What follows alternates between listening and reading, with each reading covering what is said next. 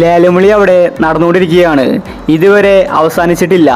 ഇപ്പോഴിതാ രാജസ്ഥാൻ മുംബൈ ടീമുകൾ വമ്പൻ താരങ്ങളെയാണ് വാങ്ങിച്ചിരിക്കുന്നത്. അതേസമയം CSKയും RCBയും ഒരുപാട് താരങ്ങളെ വാങ്ങിച്ചിട്ടുണ്ട്. എല്ലാവർക്കും അത്യാവശ്യം താരങ്ങളെ കിട്ടിയിട്ടുണ്ട്. അപ്പോൾ ഓരോ ടീമുകളും വാങ്ങിച്ച താരങ്ങളെ കുറിച്ചാണ് നമ്മൾ ഇന്നത്തെ വീഡിയോയിൽ നോക്കുന്നത്. ഇതുപോലത്തെ IPL ന്യൂസിന് വേണ്ടി ചാനൽ മറക്കാതെ സബ്സ്ക്രൈബ് ചെയ്യൂ. മുംബൈ ഇന്ത്യൻസ് ആദ്യമൊന്നും ലേലത്തിൽ വിളിച്ചിട്ടുണ്ടായിരുന്നില്ല.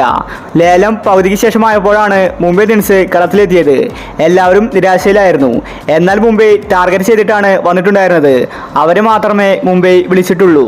നമാൻ ദിറിനെ 5,20,00,000 മുംബൈ വാങ്ങി. അതുപോലെ അബ്ദുൾ സമദിനെ ലക്നൗ ടീം 4 കോടി കൊടുത്താണ് വാങ്ങിച്ചിരിക്കുന്നത്. ഹർപ്രീത് ബ്രാറിനെ 1.5 കോടിക്ക് പഞ്ചാബ് സ്വന്തമാക്കി. അതുപോലെ CSK ടീമിനെ മറ്റൊരു താരത്തെ കിട്ടിയിരിക്കുകയാണ്. അത് വിജയ് ശങ്കറാണ്. 1,20,00,000 വിജയ് ശങ്കറെ CSK സ്വന്തമാക്കിയത്. മഹിബാൽ ലോമറിനെ സ്വന്തമാക്കിയത് ഗുജറാത്താണ്. 1,70,00,000.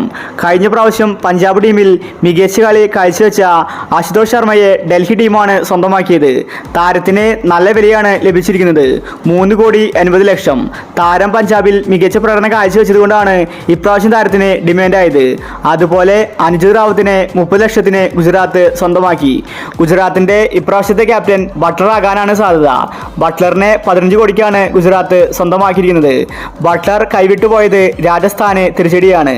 അതുപോലെ ട്രെൻഡ് ബോൾട്ട്, ചഹലെ ഇവരെല്ലാം രാജസ്ഥാനിൽ നിന്ന് പോയിരിക്കുകയാണ്. രാജസ്ഥാൻ ഇപ്രാവശ്യം പുതിയ താരങ്ങളെയാണ് എടുത്തിരിക്കുന്നത്. എന്നാൽ മുംബൈ ടീമിനെ പേടിക്കാനില്ല. ബോൾട്ട് ബുംറ സഖ്യമാണ് ഇപ്രാവശ്യം മുംബൈ ടീമിന്റെ ബൗളിങ്ങിൽ കരുത്തു പകരുന്നത്. പക്ഷേ മുംബൈ ടീമിനെ ഒരു തിരിച്ചടി നേരിട്ടത് ഇഷാനെ അവർക്ക് കൈവിട്ടു. ഇഷാനെ സ്വന്തമാക്കിയത് ഹൈദരാബാദാണ്. അതുകൊണ്ട് ഒരു പുതിയ കീപ്പറെ മുംബൈ ടീമിന് ആവശ്യമാണ്. അപ്പോൾ ലേലംവിളി മുഴുവനായിട്ടും കഴിഞ്ഞാൽ ഫുൾ ലിസ്റ്റ് നമ്മൾ ഈ ചാനലിൽ ഇടുന്നതായിരിക്കും. ഇതുപോലത്തെ IPL ന്യൂസിന് വേണ്ടി ഈ ചാനൽ മറക്കാതെ സബ്സ്ക്രൈബ് ചെയ്യൂ.